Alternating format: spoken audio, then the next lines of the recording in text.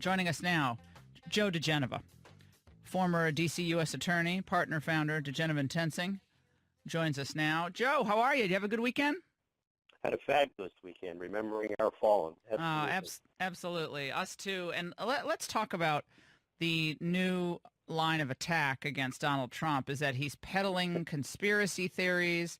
There's no there. There's no, quote, spy, and that this is just merely hurting America at this point. It's delaying the investigation. Yes, isn't this fun? We've gone from crumbs to bums. Pelosi says his tax bill was crumbs, and Adam Schiff and Congressman Swalwell from California say that the only way to deal with Trump is to throw the bums out. They have shifted their ground, the Democrats have, away from there was no spying to it doesn't matter, and the only thing that matters is throwing all of them out so we can run the government. This is capitulation by the Democrats. They have lost the battle over whether or not there was spying. Let us set the record straight. There was spying by the Obama administration, not only on a sitting incoming president, but a president-elect and a presidential campaign. On January the 5th,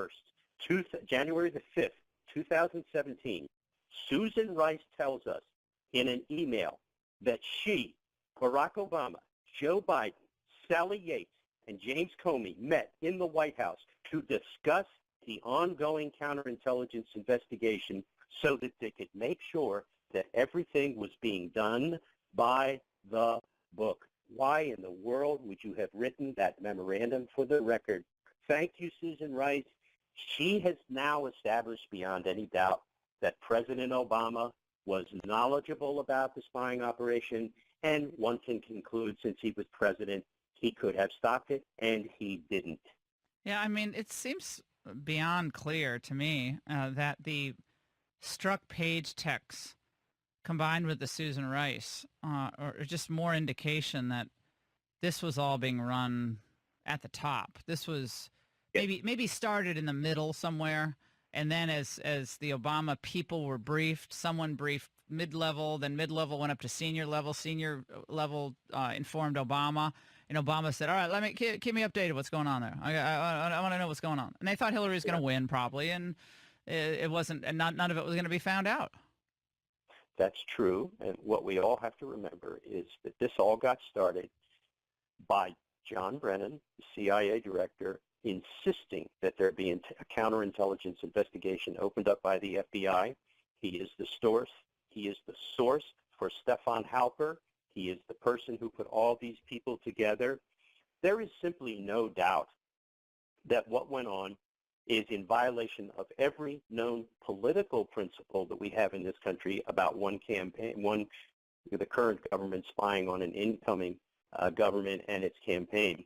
But in my opinion, they broke the law. They broke the criminal law because they crossed the line between legitimate intelligence operations and illegitimate ones, which this was. By the way, you saw over the weekend that Clapper, who continues to keep on giving as only a good gift can to his opponents, has been rebuked marvelously by former CIA Director Michael Hayden, who said that Mr. Clapper simply needs to shut up and accept the fact that Donald Trump is president of the United States, and that he cannot prove, as he says he can, Clapper does in his new idiotic book, that the Russians affected the election and they actually determined the outcome. Clapper is mentally ill. It is now clear from his nervous tics and the psychotic tweets of John Brennan that both of them need jackets of some kind. Yeah, I mean, I don't really know like what's gotten into him. I remember it was Newt saying on my show last week, Joe, we're talking to Joe diGenova, that he's known Clapper for years and thought he was always a consummate professional. But I think a lot of these never Trumper types who were burrowed into government, and it was their town. Washington was their town. Even if they were, they were there for a 10-year appointment, as the intel guys are, or they're burrowed into the bureaucracy as a GS-13. They thought they didn't like this disruptor, Donald Trump. They didn't like anything about him. They didn't like how he dressed. They didn't like how he how he spoke. They didn't like how he called out the media. And they were he irked them. His very presence on this political scene irked them. Remember what they have said about him. And remember that all of these feelings about him, about hating him, started before he was the nominee of the party and before he was the president of the United States. It informed every one of their activities. It explains the illegal counterintelligence operation. When you look at the motive and watch Brennan and Clapper and Comey talk about the president of the United States, unfit to serve as president, not morally fit to serve as president, those are judgments that lead people who previously had sound minds to do unsound things. And whatever James Clapper's history was, he became a nutbag. He became an anti-Trumper to such an extent that he broke the law. So did John Brennan. So did James Comey. And I have to tell you, Laura, that if there are not indictments of those three men, Comey, Clapper, and Brennan, then the Department of Justice should shut down. We should rebuild it from the ground up and start over again, because each of those men conspired to violate the civil rights of Donald Trump and all of his associates in violation of federal criminal law. Well, this is what Clapper says. He says, don't look at me. I didn't know about this. As intelligence director, you didn't weigh in on a decision of whether or not to inform the campaign. No, I did not. I wouldn't have known about informants for lots of reasons, principally the confidentiality of the program and to protect the individual, his identity, unfortunately, which has been exposed. So DNI wouldn't necessarily know about any of FBI's informants, nor should that be made known, any more than, say, CIA assets.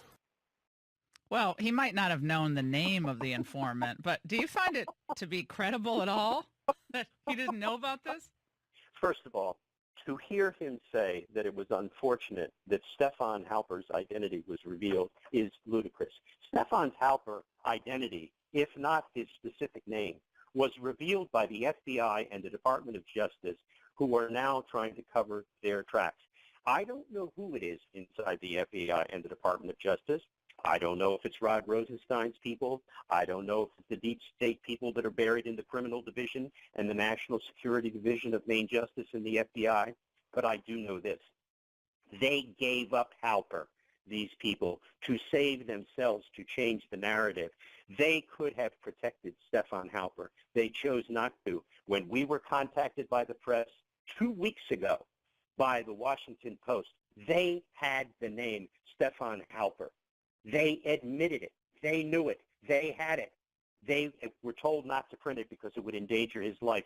What a ludicrous claim being made by the FBI that they were going to endanger his life. They put his identity out there, did the FBI and the Department of Justice. And let me say this as well. The other day, Rod Rosenstein agreed with the president's demand that they investigate all of this stuff about the spying. Why were they not investigating it already? Right. I mean, why wasn't this something that Jeff Sessions, who continues to perplex me, to put it kindly, I mean, Jeff Sessions just has so much house cleaning to do that he's not done. He's incapable of it. Listen, you never ask a senator to run a federal agency. They are incompetent at it. He has proven forever that a United States senator is good for one thing, being a United States senator and nothing else. Yeah, I mean, that was one of the unfortunate appointments by Trump, unfortunately. I think in the beginning, Joe, what was happening over there was they thought, oh, okay, we're just going to, Tom Price is great. We're going to he's a doctor. We'll put him at HHS. And then they thought, well, Sessions was my first endorsement, so we got to give him whatever he wants.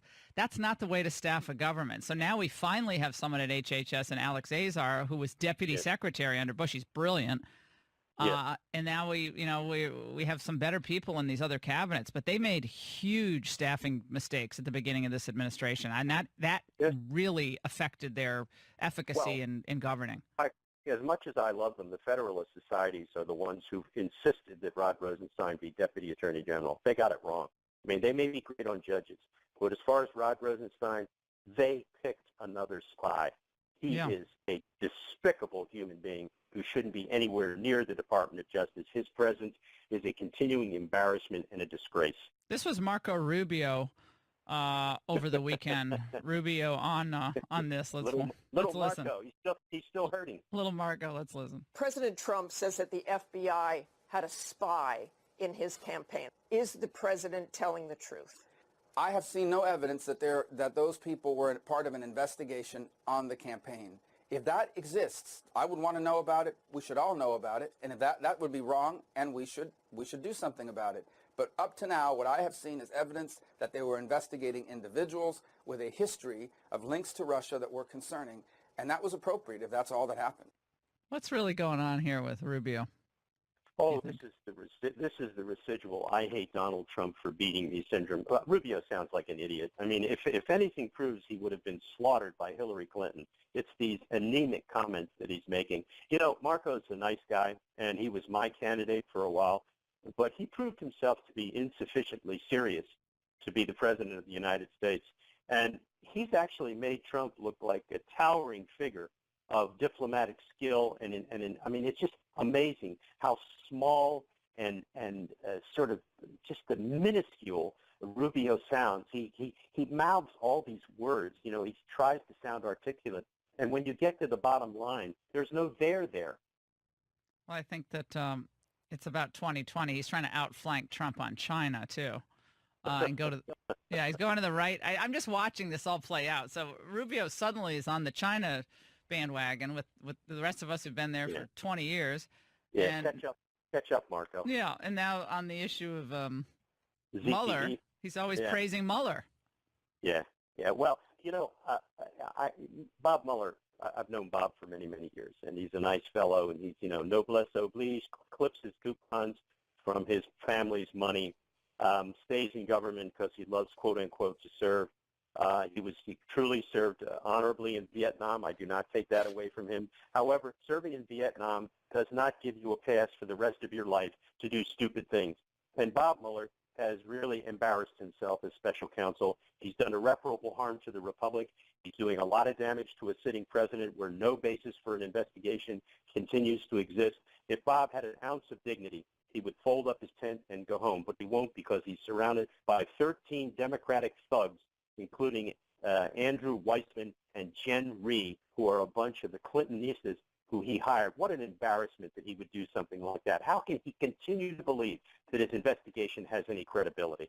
No, the thing should have long ago been shut down, and with all the taint that surrounds it now. Yep. Joe diGenova, it's always great to talk to you. Thank you so much.